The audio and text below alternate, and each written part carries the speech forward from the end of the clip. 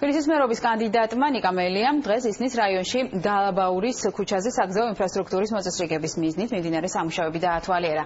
აღნიშნული სამუშაოები 2 დღეში დასრულდება და როგორც მელი ამბობს, ადგილობრივების შეუფერხებლად გადაადგილებას უზრუნველყოფს. მერობის კანდიდატის განცხადებით მიმდინარე პოლიტიკურმა მოვლენებმა დედაქალაქის განვითარება არ უნდა შეაჩეროს და ყველა დაწყებული პროექტი უნდა გაგრძელდეს.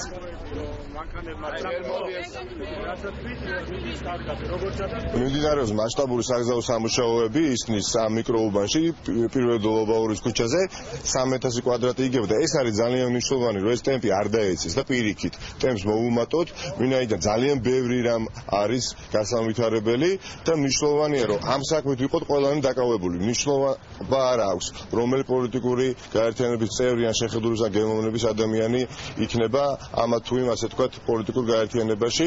მნიშვნელოვანი არის, რომ ნებისმიერი ადამიანი არა პოლიტიკურ კინკლაობით იყოს დაკავებული, არამედ საქმის კეთებით.